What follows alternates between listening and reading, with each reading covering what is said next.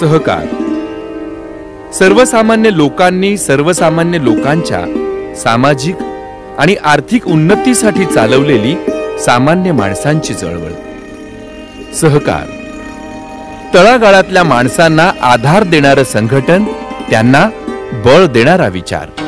मुंबईतल्या कष्टकरी, असंघटित तसंच महाराष्ट्रातून मुंबईत पोटापाण्यासाठी स्थलांतरित झालेल्या सामान्य माणसाच्या हातात सहकाराचा हा मंत्र द्यायचं काम विश्वनाथ पवार आणि त्यांच्या बरोबरीच्या काही समविचारी तरुणांनी हाती घ्यायचं ठरवलं.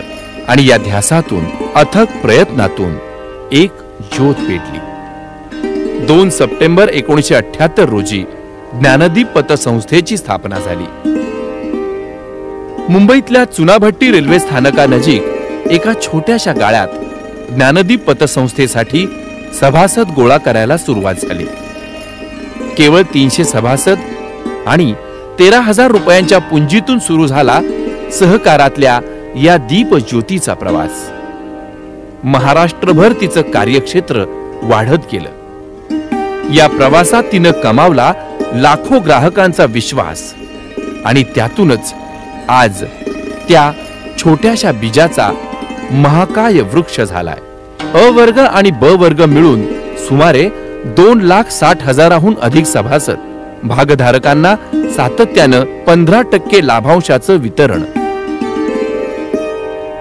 आणि त्यातूनच ज्ञानदीपच्या 92 शाखांनी गाठलं 3500 कोटींच्या व्यवसाय पूर्तीचं शिखर.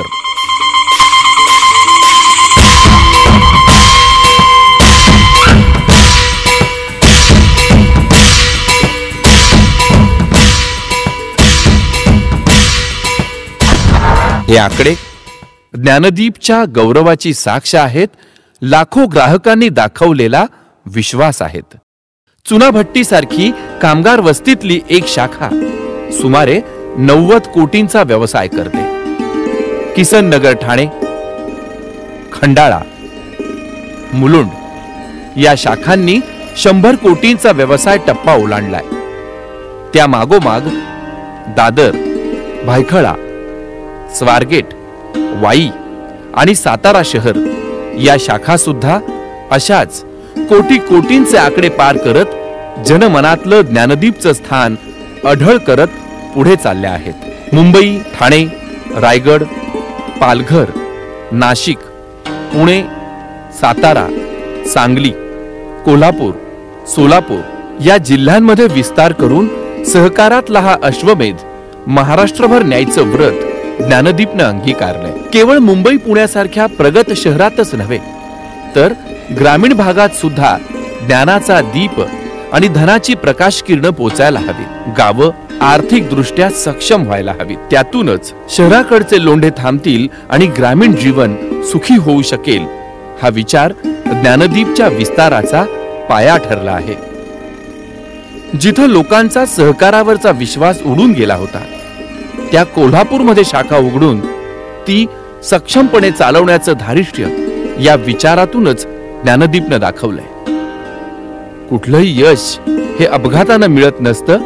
निश्चित धोरण आणि निश्चित कार्यप्रणाली त्यामागे असावी लागते. आणि हाच ज्ञानदीपच्या यशाचा मंत्र आहे.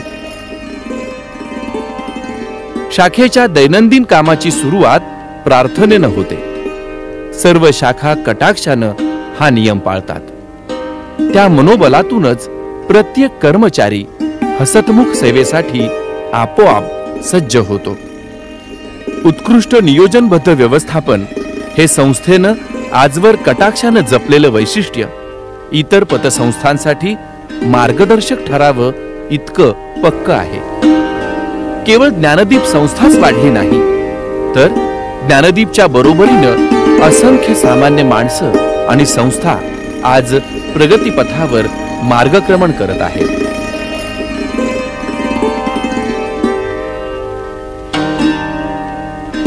दोन सप्टेंबर हा संस्थेचा वर्धापन दिन सर्व शाखांमधून साजरा केला जातो. त्या निमित्तानं आयोजित ठेववृद्धी उपक्रमामध्ये एकाच दिवसात 85 कोटी रुपयांचा मिश्र व्यवसाय होणं हे ज्ञानदीपनं कमावलेल्या विश्वासाचं प्रतीक.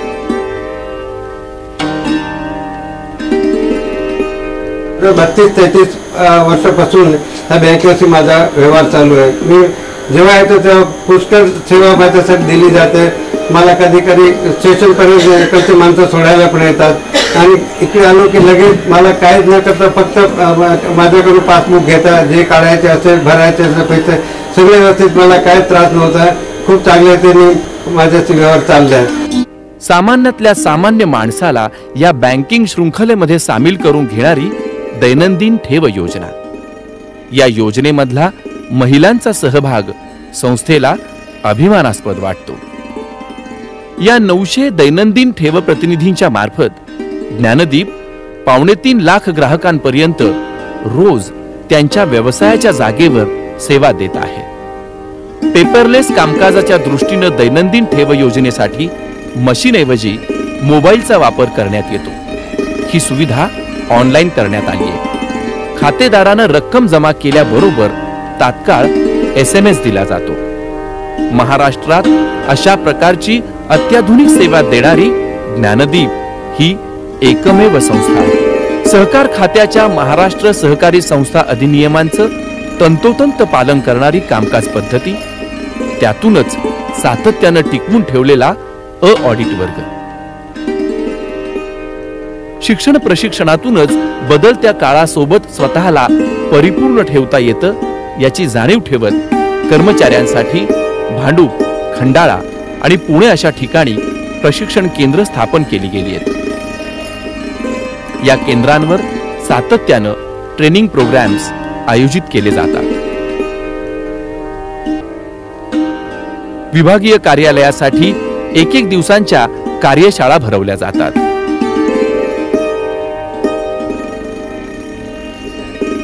दरवर्षी 2 दिवसीय भव्य अधिवेशन भरवलं जातं.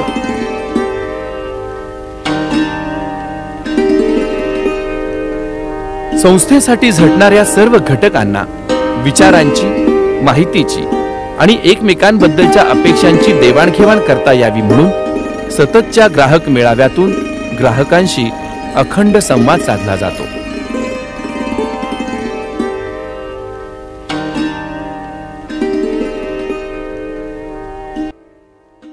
चांगले कर्जदार पतसंस्थासाठी मिळवणे हे एक आव्हान आहे आणि ज्ञानदीप या पतसंस्थेने तळागाळातील कर्जदारापर्यंत पोहोचण्यासाठी दैनंदिन ठेव प्रतिनिधीच्या माध्यमातून आपले ध्येय पूर्ण केलेले आहे.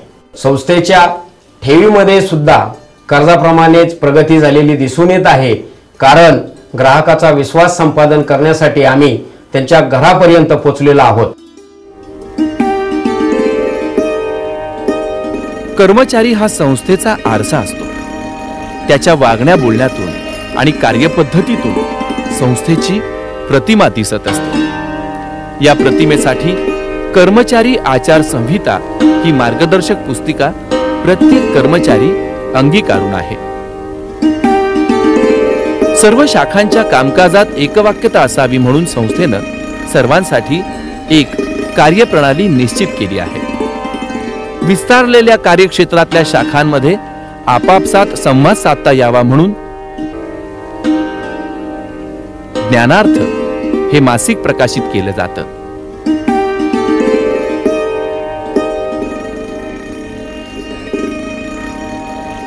हाताची 5 बोटं, त्यांचे आकार वेगवेगळे, ताकद वेगवेगळी, पण जेव्हा ती एकत्र येतात तेव्हा वज्रमुठ तयार होते.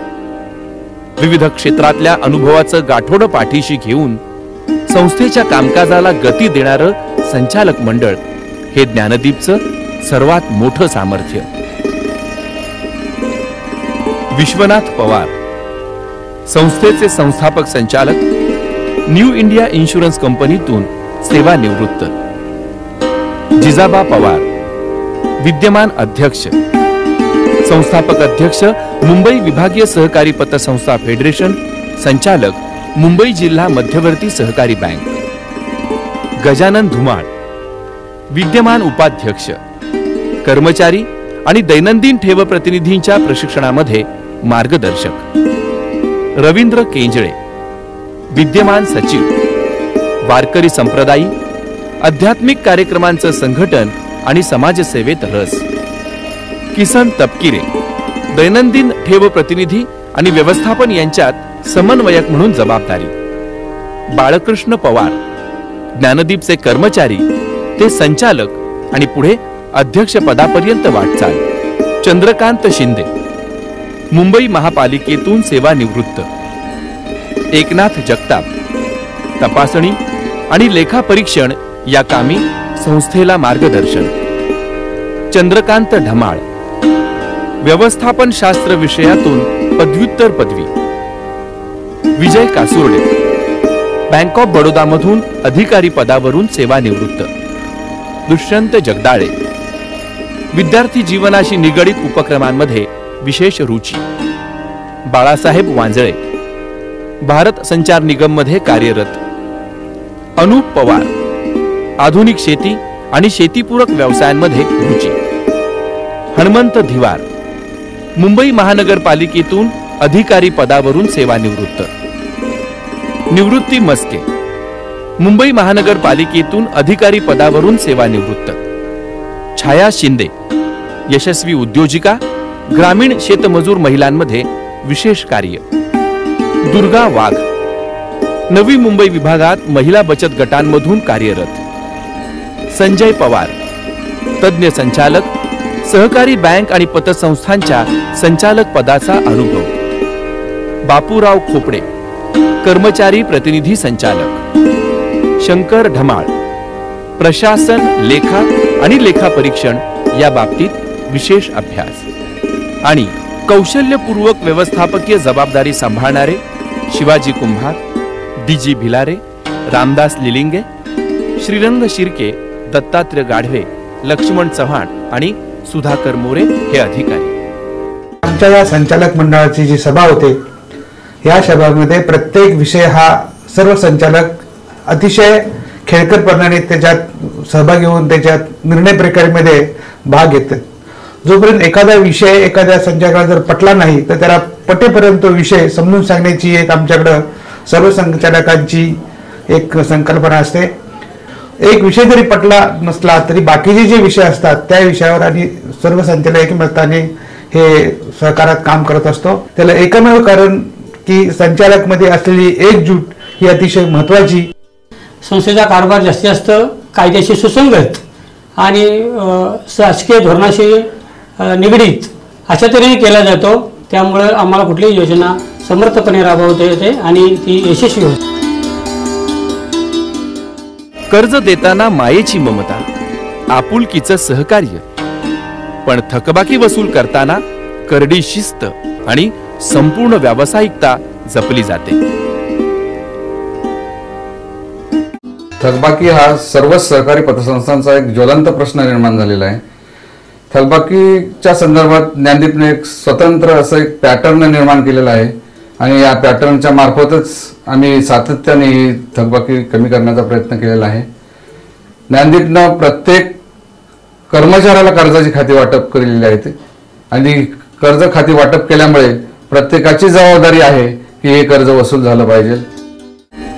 संचालक, भागधारक, ग्राहक, कर्मचारी या सर्व घटकांनी दाखवलेल्या संघभावनेमुळेच आज महाराष्ट्रातल्या सहकारी पतसंस्थांमध्ये ज्ञानदीप केवळ आर्थिक दृष्ट्याच नव्हे तर गुणात्मक दृष्ट्या देखील पहिल्या क्रमांकावर विराजमान झाली आहे। अनेक मान सन्मानांनी अलंकृत झाली आहे।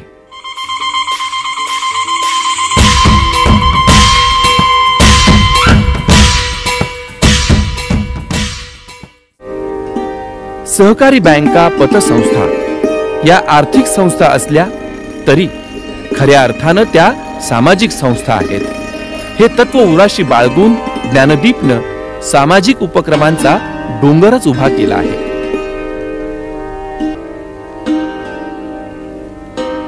देहू गावात इंद्रायणी तीरी उभ्या असलेल्या तुकोबा रायांच्या अभंगाच्या चिरस्मारकासाठी, जागतिक कीर्तीच्या गाथा मंदिरासाठी संस्थेनं भरघोस आर्थिक सहकार्य केलं आहे।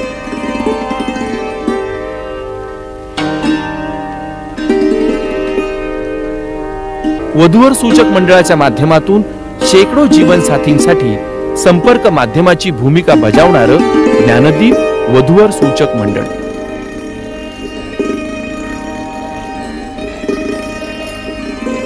पुन्हा वाऱ्यात, बोचऱ्या थंडीत, पावसाच्या दिवसात आषाढी वारीसाठी पायी चालणाऱ्या वारकऱ्यांकरता मोफत औषधोपचार देणारा फिरता दवाखाना वारीच्या संपूर्ण प्रवासात सोबत करत असतो.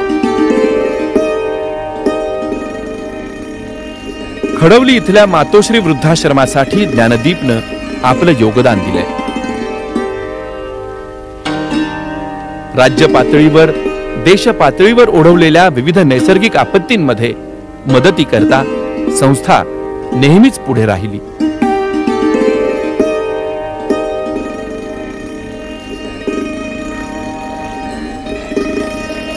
वर्षानुवर्ष वाटली तरी संपणार नाही अशी आणखी एक रचनात्मक निर्मिती म्हणजे जवळपास 1000 विद्यार्थ्यांना सामावून घेणारं वाई पाचगणी इथलं Gyandeep English medium residential school.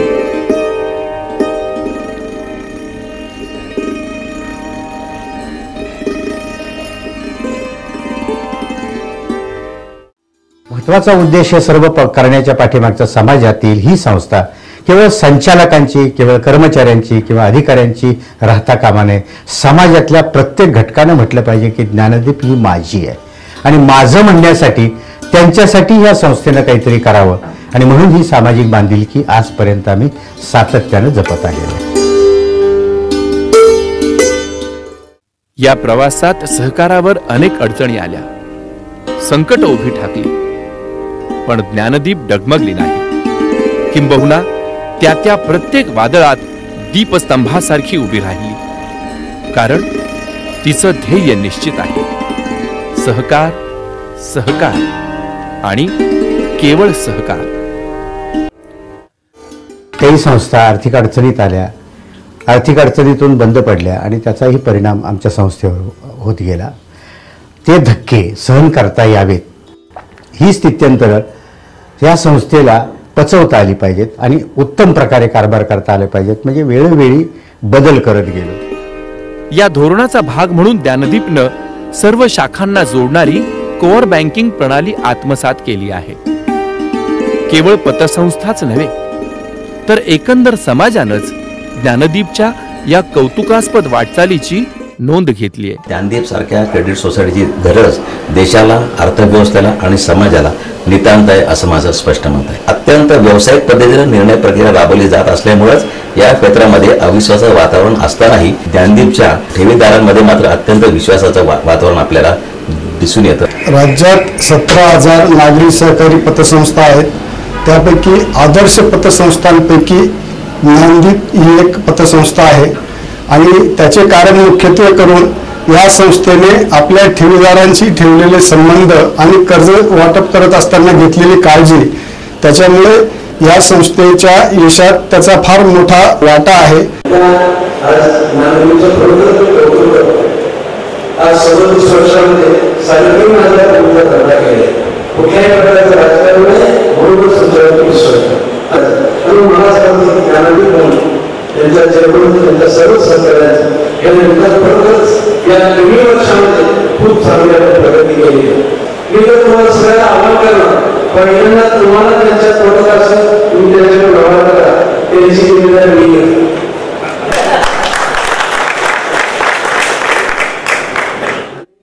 ज्या संस्थेची वार्षिक उलाढाल 1000 कोटीच्या पलीकडे आहे आणि ज्या संस्थेबद्दल आमच्याकडे तरी तुमचं कोणतीही तक्रार आल्याची माझी माहिती नाही.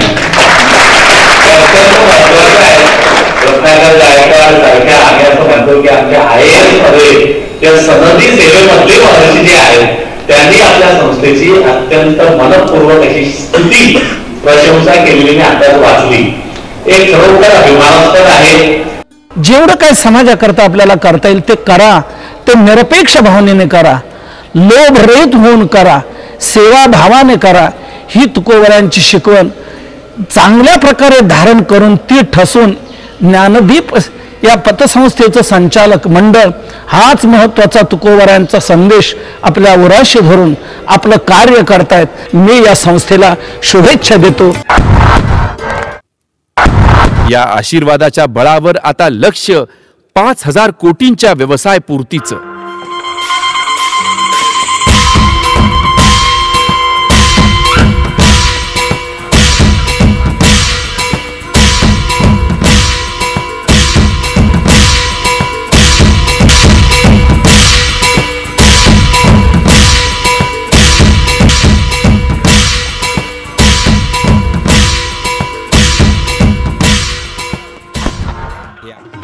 तू थक के न बैठ, अब उड़ान बाकी है. ये जमी खत्म हुई तो आसमान बाकी है. हा लौकिक असाच वाढत राहो. हा दीपस्तंभ असाच प्रकाशमान राहो. सामान्य माणसासाठी, सहकाराच्या प्रगतीसाठी आणि त्यातून घडणाऱ्या राज्याच्या विकासासाठी.